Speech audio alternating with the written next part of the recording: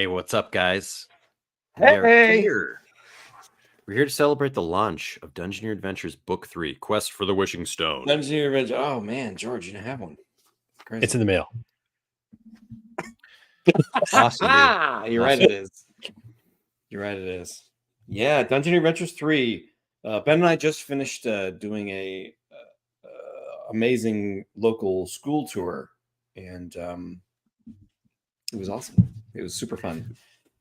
Yeah, if you're interested, these books are available wherever books are sold. Just ask Look for at them if those. they're not there. Look, Is we there got the entire series here. Is there a box set? There will be. There will be a box set. In June, love there's it. a box set with all three of them, and I believe it comes with a special bookmark, or so they say. It's one of my 6 hexes. It's a hex. The 6th hex will be on a bookmark that will be only available exclusively. But if you can't wait, definitely pick these up because you could probably get all 3 for cheaper on Amazon. Just possibly inside information there. Yeah, and actually book 1 is on sale on Amazon right now for 30% off. So now is the time to get it. We should probably share the link. Actually, I think book 2 is too. That's book 3 is like $2. I don't know what you guys talking about. I wish. No, I think they're both like $9. Yeah, they're both on sale right now to celebrate the release. Yeah, they are. Look at that. Who does your Audible? Wish they would have. Our audiobook is recorded by the Venerable Ave Roque. They're amazing. You should check out the audiobooks. They're available on Audible, all 3 of them. Oh, look at this. There's the box set, $41.99, released on June 4, 2024. It's coming up soon, guys. Awesome. Thank you, Paul, for your support. Shout out to Paul as well for support on Patreon. Just saw that come through. Oh, nice, Paul. Thank you so much. We really appreciate that. Everyone who supports us on Patreon helps us create more Land of Eam content. And we've been putting out a lot of stuff lately for abilities and stuff, and a new class called the Tycoon. Right. And for those of you that haven't gotten the updates about Land of Eam officially is in production now, finally, after we've solved a lot of the pre-production issues and the proofs. It's all been done. It's now going into production, and they're being manufactured as we speak, which is super exciting. Thank you, everybody, for hanging in there while we were getting those final tweaks just hammered out, because it was a lot of work to get it to where it is, but the books are going to be beautiful, and we're really excited for them to be released very soon. Indeed. And the reason why because the material's been done for so long and we've been primarily working on manufacturing stuff, that's how Ben and I are able to put out so much new Patreon stuff, because almost everything that we're working on right now is new Land of Eam material that we'll be releasing over the course of the year, with a lot of updates coming soon. And so there's lots of Land of Eam going on right now, and Dungeoneer Adventures 3 is the thing we're celebrating today, because this was a long time coming for Ben and I, and we're really excited that the book finally got to come out. Hello, No Clear. Welcome. Hello. Hey. Yeah, it's been a journey to. Well, I'm going to take it back to Dungeoneer Adventures to produce all these. This is like almost 1,000 pages right here. Yeah, too much good stuff. And we really we came up with it right before the pandemic. Like right before. It was like I think we had talked about it like the summer before, just like brainstorming ideas. And Cooperson came we were off. Where were we? We were at a convention. I think we might have been at Gen Con. Yeah, I think you were right. We were at Gen Con. Because I drew this at Gen Con. Let me share. I love that. Yeah, look at those proto designs. The designs stayed pretty close. Mm-hmm. Like the core elements were there. I still have. Look at his feet. I don't think this is the. Go back to his feet. Bruiserish. Yeah. I think he went from being a wug to a bugbear in like the same stroke of a pen. So there's the proto coop. Proto Coop. Look at his gloves. These guys wouldn't make it in Proto-Weem, I'm just saying. Like the I mean, like the sneaky like acrobat type. yeah, right. More Mhm. as I have to find all of the Dungeoneer Adventure notes, Ben. I have in my one of my notebooks. I've got like a million of these, but like one of my notebooks is like got page upon page upon page from the Gen Con trip, and is even filled with other stuff that we were talking about, other projects. yeah. So But- then I've evolved to this Mindy with purple hair. Yeah. But I like that again, Coop lost the cape. models are. Yeah, you've lost the cape. Doesn't mean you won't find one in the land of Eam. Yeah. There's lots of capes in Eam. It's that's canon. You heard it here first. There's lots of Yeah. capes. But always interesting to look back at early concept art. Yeah, but I remember just before the pandemic how quickly the project came to be, because we basically resurrected the idea, decided, okay, let's do this, did it, and then wrote the first book like over the course of what, 4 or 5 weeks or something like that, like very, very quickly. Yeah. And it was kind of a departure for us, obviously, because it's a new format. Right. And I was personally out of, the muscles had not been flexed for a while of writing a long prose story. Yeah. Because I've been working in comics, we've done game stuff, but it's not really a story per se. So I was sort of nervous going into it, but it's, it's I like was riding a too. bike. Yeah, it was. We were both nervous, and we had like conversations about how nervous we were, but then we just decided to jump in and do it. Just do it, and then we'll see what comes out of it, and we'll edit if we have to. And then, to our surprise, it flowed pretty naturally. The voice of Coop. So here's a secret about the voice of Coop. James and I really like to tap into a certain time period that we're Before you go there, I just want to shout out to No Clear for listening to the audiobooks. We were just talking about the audio versions of Land of Eam on Audible, and No Clear is a fan. Sorry. Now continue, Ben. We kind of tap into our like inner Zach Morris. Wow. Which this is true. This is like one of the Kelly deepest Kapowski. secrets of Ben and I. Which, I don't think it's like fully translated onto the page. Like it's not that bad, but like that's just the mood we have to get into. It's kind of the energy that we have to go to. Like imagine it's like Saturday morning and there was a Dungeoneer Adventures cartoon. The voice that Ben and I put into our brains before we write it is like, next week on Dungeoneer. That's cool. Nice. But that vibe, yeah. Yes, that's like we're like tapping into our like 90s lizard brain. Right. 90s lizard brain would be a really good name for a band. Oh, some new albums, 90s lizard brain. Read books for sure. I hope that we did not take away the magic of any of this for anybody. You've only injected more just the magic. headspace that Ben and I get into, but it doesn't.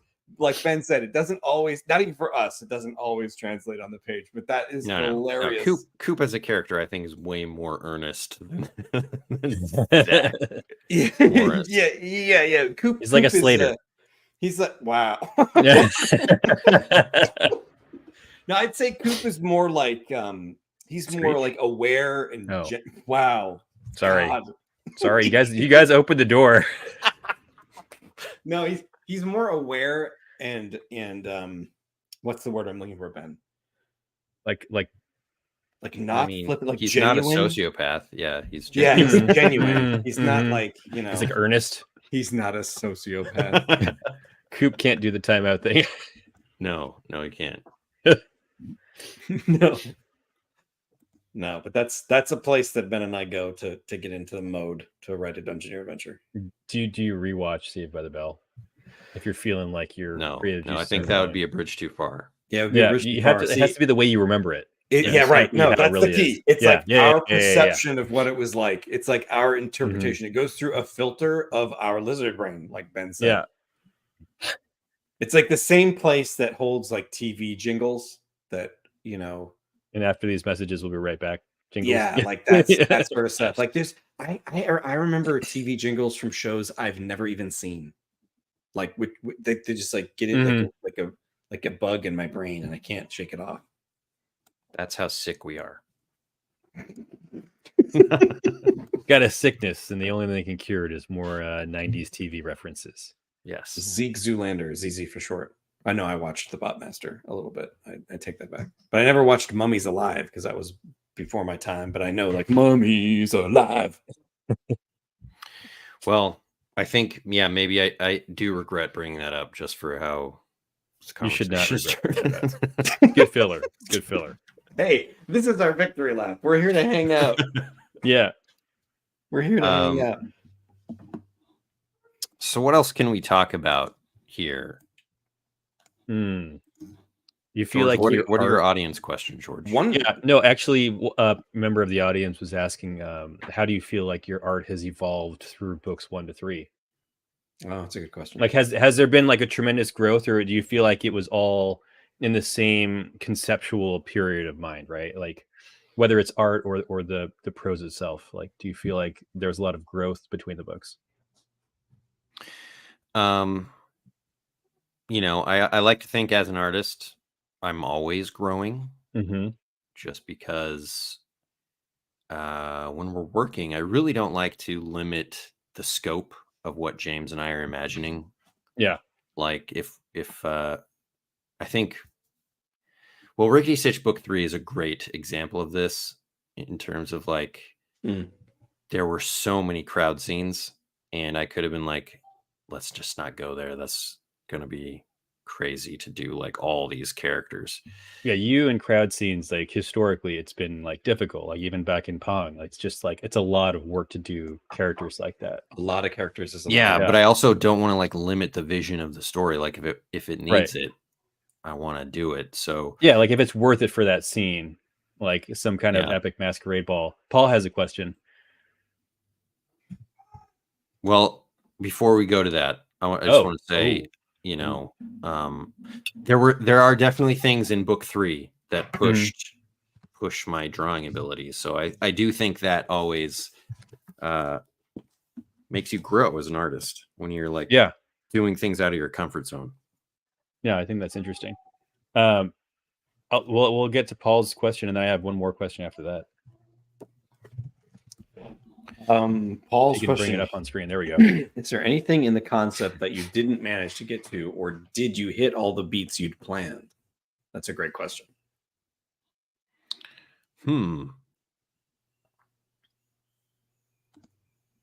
I think I'm going to go out on a limb and jump on your previous answer. We try not to limit ourselves. So I felt that we did hit all the beats that we planned in Dungeoneer Adventures, because that plan was like the key word to it. We planned out a lot of it early. Like we really knew where we wanted the story to go for the most part. The broad strokes, I should say, not a lot of the details. And so we didn't want to limit ourselves to not going big or not going with a particular idea, which is not always the case. That's like, you can't always do that. Like definitely like Rickety Stitch is an example of like, we didn't hit exactly every beat that we wanted to hit, but that doesn't mean we won't in the future. Yeah, that's true. We definitely wrapped up a nice trilogy in this. It's a tight trilogy. And even like our initial ideas for the first volume, where I think the team was like looking for one of their professors somewhere. Like that was like the initial story that became basically what book 3 is. Right. The concept. So I mean, that's what's interesting to me is like, as you guys are writing this, I feel like the characters evolve and grow, and that's something you don't like plan for, right? Like you plan the story arc, but like, do you feel like you as you write the characters, they evolve outside of what you initially created them to be, or do you feel like they ever get away from you and you have to like limit yourselves in that sense? I think they definitely evolve, because that's one of the we actually talk about this in our school visits. Like the 3 pillars of like where Ben and I start with any story is that you got to have the characters with personal issues, individual problems that they're all facing. Then you got to have the big hairy problem, like you're lost in the mushroom maze, your wrath of the exiles, your quest for the wishing stone. And then by the end of the story or a story arc or a book or a part of a book, the character has to evolve and learn about themselves or something about each other or the world, so that when you're reading the series, you're getting to see the characters evolve. But do you ever feel like the characters are evolving in a way that you don't want them to evolve? Like they're going in a direction it feels like narratively correct for them to go this direction, but it's not like in keeping with how you originally conceived the character. I can think of one in book 2, in the earlier draft of book 2. We had Coop just kind of being a jerk. It seemed like come from, but it seemed like a nice, it seemed like the natural way a person would react, but it did not feel very Coop-like. Yeah, it didn't translate into the way that Coop would handle the situation, because Coop is like famously like a good-hearted guy coming from the right place, trying to even sacrifice his own feelings to do the right thing. And I specifically remember one chapter that I worked on where I inadvertently made Coop like a real jerk. And Ben and we laughed so hard about it because I didn't intend it to come across that way. Right. Ben's like, I'll never forget it. Ben like put this little note. He goes, he's a little over the edge here. And I'm like, oh my gosh, you're so right. It's not him at all. Oh my god. And in that I love that. It was like in that same series of chapters, we had a chapter that we just completely cut because it was just like, this shouldn't even happen, because he was sort of like telling on someone, and and like even more behind the scenes than this. Like when we were getting feedback from our editor, Kara at Aladdin, she was talking about how, look, we're going to be with these characters for 3 books. Right. Like, we have to like them all at the beginning. What? What was it? Get those bracelets made right now. We gotta get those bracelets. That's something that we definitely did not think. Like, what would Zach Morris do? Because I don't know. There's like a series of YouTube videos where someone breaks down episodes of Saved by the Bell, like pointing out how. And you said you weren't watching Saved by the Bell. Sounds so gross, but no. But it's pointing out how much of a sociopath Zach Morris is. Like the absurd things that he does that are very mean. Hey, you apply that to any sitcom, and you won't be surprised how many sociopaths there are in the sitcoms. Because the comedy comes from a place of like the person being awful. Yeah, right. But I think that's what's interesting is like with a book or a series like these 3 books, you can stop and edit and say, oh, okay, we have to pump the brakes on this chapter. It's just not in keeping with the characters. Right. But like when they're doing things like Saved by the Bell, like they're like every week we got to pump some out. So I wonder if it's so hard for them because they let one thing slip and then you're just farther down this road to sociopathy. You know what I mean? Like it's just like it starts snowballing because they're like, oh, that's canon. It made it into yeah. But that's cool. I'm actually thinking of something that we didn't manage to get to, and hopefully, if we ever do more. That reminds me of something I was going to say. Go ahead, though. We didn't really dive into Mindy's like personal stuff. Well, she's going to get her own. We hit on right? every. I mean, that's the plan. That's what we were hoping for, but we really, she has her own arc definitely in books of like a, problem she's having, but we really dove deep into Daz and Coop and even Augie. So something that we didn't exactly get to do. It was hard. It's because sometimes you just can't have like that many plot lines without losing the thread on the primary themes of the book. Yeah, it becomes very George R.R. Martin-esque at that point because every chapter will be about someone else, like a different place, a different theme, right. If we had 4,000 pages, maybe we could knock it out. Yeah. But what I was going to say earlier, but I forgot to say was, I would say that we hit all the beats, but that doesn't necessarily mean we don't have ideas for new beats that we could do. And Mindy is one where I in my heart, like I want to tell her story because I think it's a great one and it's exciting. And there's no question that we have those ideas already mapped out. Right. Yeah. Yeah. Forgot what else I was going to say. Yeah. You- Jeff Goldfish starts coming out. Even on a Q&A hangout, Jeff Goldfish bubbles up to the. Could I do that like when I'm by myself now? I just like jump into Jeff Goldfish. Yeah. You're like I don't hanging know out with your what's the problem. son and like just talking to him like Jeff Goldfish. Yes, I'm your dad. Ooh. I want in like 2 years for your son to sound like Jeff Goldblum because Yeah, he's that's been how doing he Jeff speaks Goldblum. English. Is Jeff Goldblum. Oh yes, Dad. I'd love to go out for ice cream. That sounds delightful. Ooh, mint chip, my favorite. Oh, Aside from the main characters, who are some of your guys like standout favorite characters for people to look forward to? Professor Zarg in book 3. Okay, I love that character. yeah, Let's show who he is. let's do some show and tells. Yeah, Jeff Goldfish mode, no clear should be like a thing that patrons can turn on at any time during the stream. That's got it. Look at that guy. He's sort of after the events of book 2, the school needed to get a little stricter with what was Yeah, going so on. they got Mike a little bit of- Wazowski and crossed him with an octopus. a little bit of added security. And what I love about Zarg is really a fun character, right? Because he's so literal about everything. Okay. He doesn't have like a nuance to him. Like even when he's being made fun of, he picks it apart for the logistics of it all. And that's super funny. That's lovely.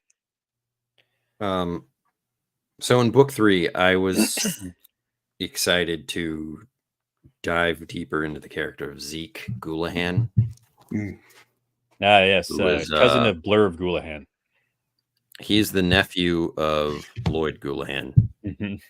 Yeah, that is George. We got to give you the credit for creating the name Goulahan. Hey, As you know one it of your D&D happens. characters. One of the came from D&D George. characters. I think it was my slag dude. It's just like had a Goulahan in there.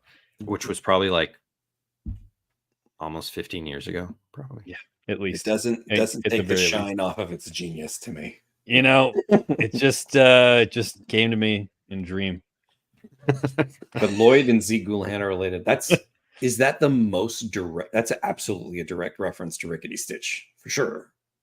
I think it might be the most direct reference between the two series Yeah. at all, like because it's a literal character. Literary Subterranean character. pits and layers in general. Subterranean pits and layers in general sort of bubble us up into everything. And if people know what we find funny, it's because we can't let go of Subterranean Pits and Layers LLC. But Zeke, he's pretty 1 or 2 dimensional in the first books.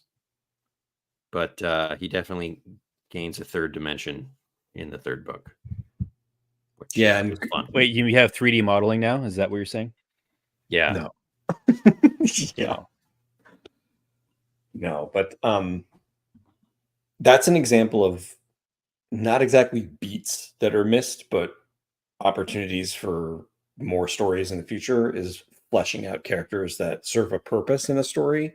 But Ben and I love to have every character be as well-rounded as they can possibly be, even the ones that are, sometimes set pieces. Yeah. Like even Melanie S and Melanie D, there's like jokes. there's like jokes about how that impacts like the kids in the school and like the history of that, and it's that sort of like nuanced detail. Like a Spice Girls reference? No, it's just a reference to there being that in class. Yeah, like when you're growing up, there's like 2 Melanies, so one of them is Melanie S and Melanie D. Yeah, that tickled me. Like it's like there's like Mel B and Mel C in the Spice Girls, and that's like all I can think of when you say that. I have no idea. We totally didn't even think of that. Maybe that's just super subconscious. Put that No in clear. Every butt is a 3D file. printer.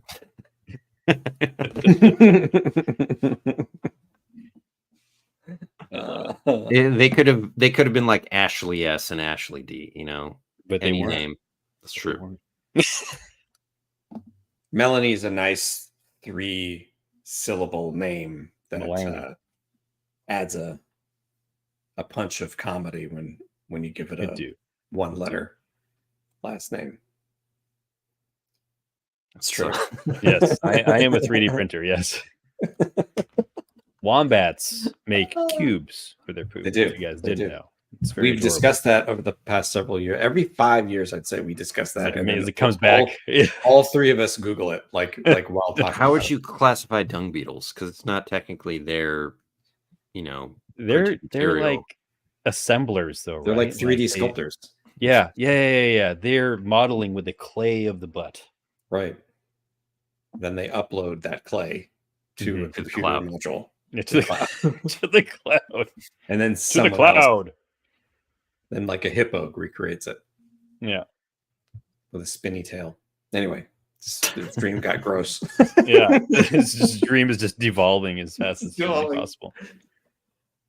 Hilarious. But yeah.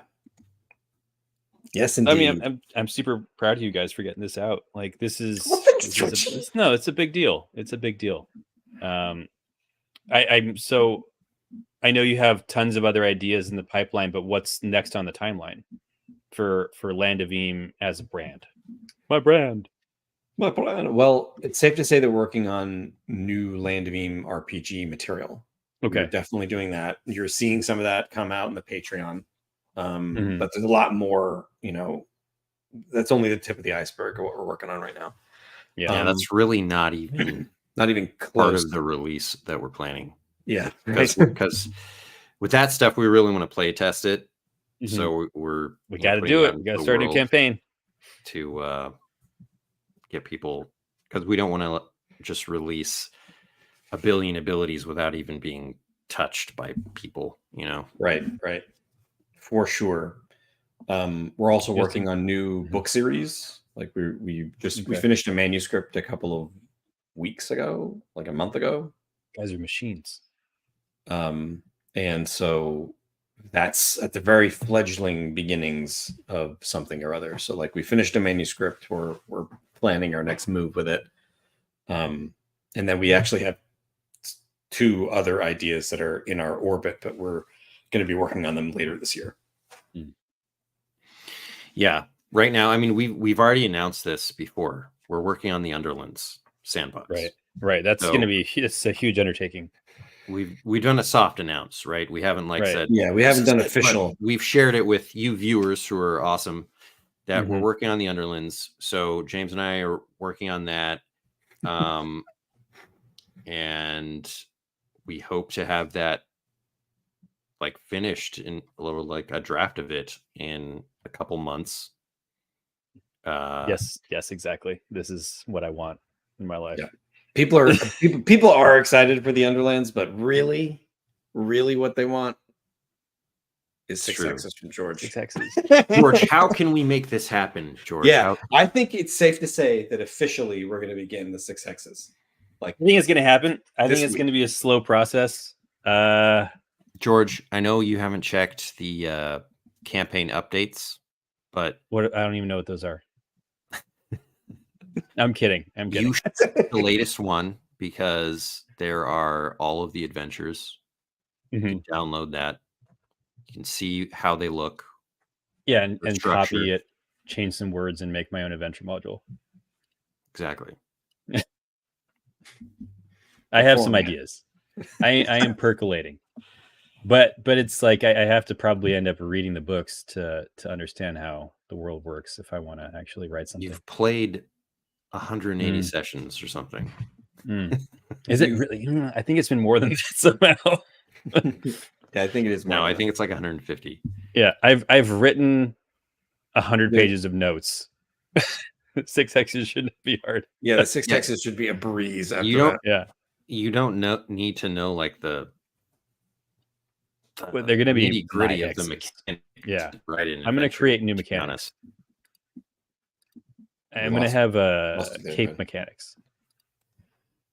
Chuck Wow. House. Can't wait to read the third one. House. Red purse. Oh, Chuck welcome House to the is stream. Brent's son. Yeah.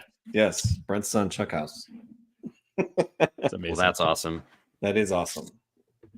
We got to sign that book.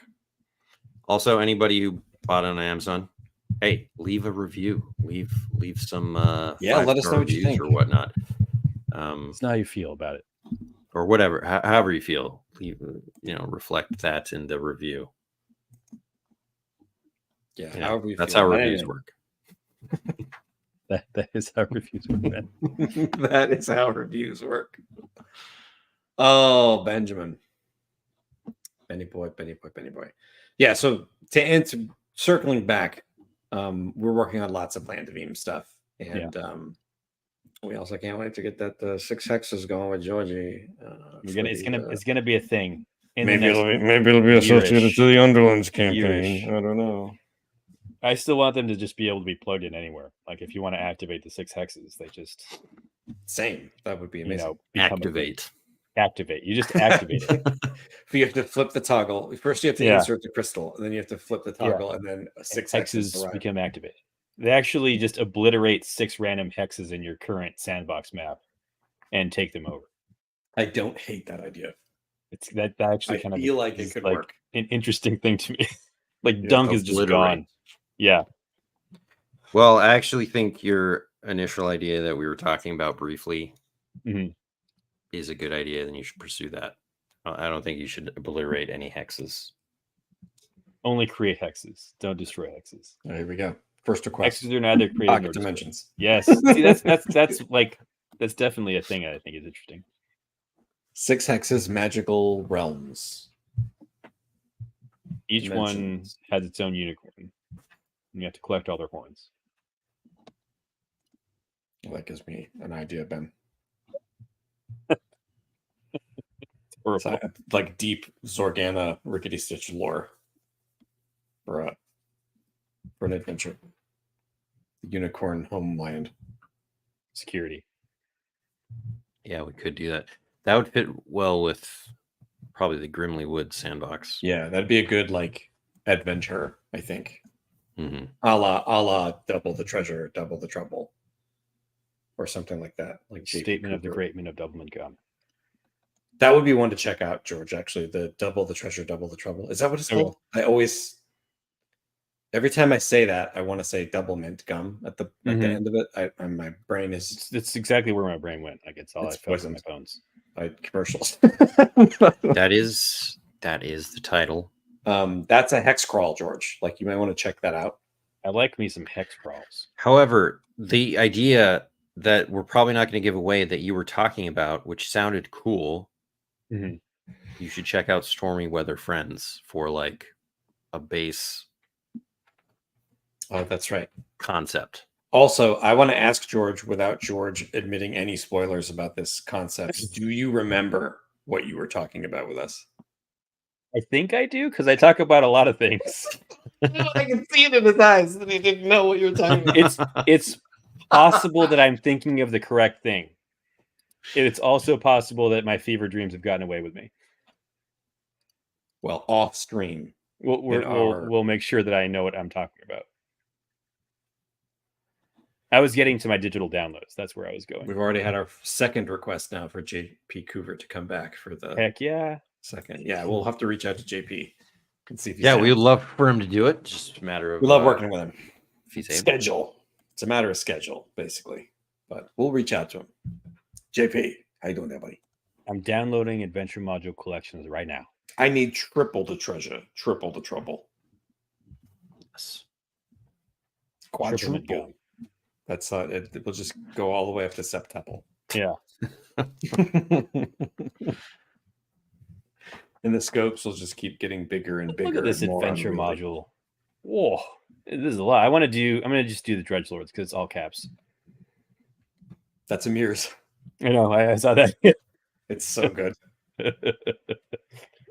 I love Amir's. Oh yeah, there we go. A lair of the chicken foot witch. You know, we've been there before. I've done that Been there. before. I've done it 4 or 5 times. Yeah. Lair of the Chicken Foot Witch. That's a classic. A Land of Eam classic. Dear to our hearts. You know, Chara the chicken foot witch is not the way I pictured her. I thought she was more chicken and less whatever this is. Which Well, I mean, like it was like anthropomorphic chicken was more of what I was thinking. But I guess she only has chicken feet, hence the name Yeah. Char, the Chicken Foot Witch. Right. Dredgelords is great. Yes, we agree. Nice. That's a fun adventure.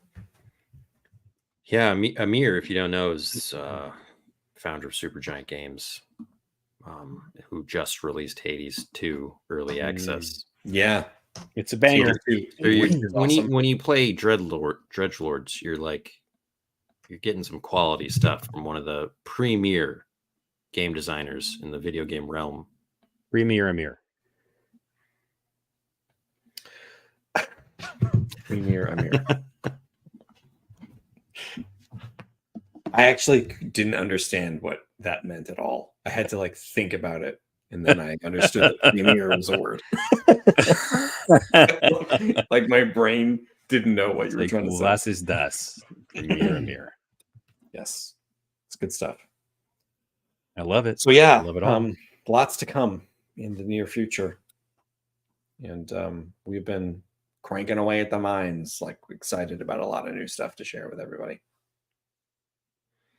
Any other questions from the audience, George? Don't have any at the moment, but Cool if tools. you put me on the spot and we just sat here for 3 minutes, I'd probably come up with some. That's all good. Here. That's all good. We will just finish out unless anybody sound off in Discord questions right now. Is there anything going on in Discord right now?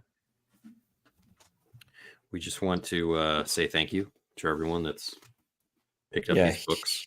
Huge thank you for taking a chance. Either if you're reading them yourself or for your kids or whatnot. We really appreciate the support, and couldn't do it without you readers. That's for sure. Thank you, everybody. Thank you big time. And we're going to try to put out more updates as frequently as we can. You probably noticed we started putting out some Instagram reels and YouTube shorts and TikTok shorts just to keep everybody apprised of what's going on and be as transparent as possible. And we'll continue to do that during the process of finishing the manufacturing for the Land of Eam game. We bumped into a librarian yesterday that found out about Dungeoneer Adventures through the Land of Eam game. So it really inspired us to make sure that we're... Yeah, she actually had us come to the school and speak to the students there, and just, it wasn't through the... Sorry, my brain. It wasn't through the bookstores or whatever. She knew us already because she backed the game. Yeah, she's a backer. That never happened before. She bought a bunch of sets for the school so that the kids could play Land of Eam, which is really super exciting. It was a great group. And that's the kind of inspired us. We're looking for, Yeah, so we're gonna even though we're super busy, we're gonna give as many updates as we can as we learn information. Really, the only delay from the last update was us just trying to, pulling teeth to get updates from the manufacturer. But now that's looks like the floodgates have opened, and we'll be able to share a lot more a lot sooner. Thank you, Paul. Who, we got to mention this. He has done some awesome work to make some Foundry assets for Land. Oh my gosh. They are those Foundry VTT. They are. If you're a fan of Foundry, or if you're looking for a virtual tabletop to check out, the Land of Eam stuff that Paul has done is phenomenal, and I definitely recommend it. So right now, go to Discord, go to Game Discussion channel, and you will see the link there. We got another question from the audience. Will we do more Rickety Stitch? So I think the answer is yes. I don't think I will be drawing it, though, just because of the toll that it takes on me. What? But we want to make it happen. All right, I'll do it. You've seen my art. You can vouch for me. You are hired, Georgie. I mean, obviously, if we get another artist, I will have a hand in like art directing and like coming with concepts and stuff. For sure. Our fingers will be all over it. The actual, I may even like lay out the book, like with pencils, drawings, and whatnot. I just don't think I have it in me to do an entire graphic novel at this point in time, at least, with like a child. Just the work that it takes. I guess I'm not. I mean, comics are notoriously hard, but I may not be the fastest artist. Yeah. So that might also contribute to it. But Your yeah, standards are just up here is the problem. Yeah. no, it's just No, there's it's so much. yeah. No. It really comes down to a couple things. Like, we have a lot of stories we want to tell, and Rickety Stitch is definitely one of them, and we're going to make more Rickety Stitch. Just Mhm. how that works out, we don't know exactly yet, but we already have tons of ideas So- for what is next. I got to call this out because Brent is referencing the fact that after school he would come to my house and we would like eat snacks and watch Sailor Moon like I love that. I love that so much. every day. Yeah. right, Brent is a childhood friend of ours. Question from the audience: favorite Sailor Scout? Go. Wow. Don't answer this. Don't answer any of that. Don't do that. Sailor Mercury. I was going to say the same thing. Mm, Sailor Mercury. Yeah. What? Yeah. That's the same answer. She's cool. I also like Sailor Mars. I Is she also the like fiery Sailor one with the Moon. long black hair. Sailor Jupiter, underrepresented, underloved. We love them all. Yeah. No, Yeah. I mean, those were my Sailor top Moon, three. overrated. Suggestion for Rickety Stitch. And I like Sailor Moon. Get Scotty Young and I throw gold at you. That's a That would be D4 trend. awesome. That would But there are some requirements for this artist. They've got to be great storytellers, and they've got to be able to. see. They got to do like big battles and stuff. They Ladies don't and exist. gentlemen, ladies The and gentlemen, standards this are is too where high. Ben throws in his authorita from being Yeah. GM. Yeah. No one will ever Even be on good the enough Q&A hangout for the his authorita. child. So I mean, getting Scotty Young, that would be a coup. But he's like way up there, and we're right behind him. We're like right here. Yeah.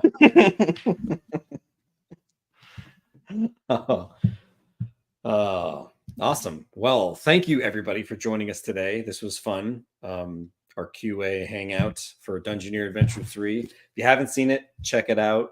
The box set is coming out June 4th, so you can get the whole series. If you got a kiddo at home, that it's filled with illustrations. It's great for reluctant readers, and it takes place in the land of Eam, our beloved world. So, without further ado, have Thanks, a wonderful weekend, and we'll catch you Yeah. later. Thanks for joining All us, right. Alvin. Bye-bye now. Bye. See ya.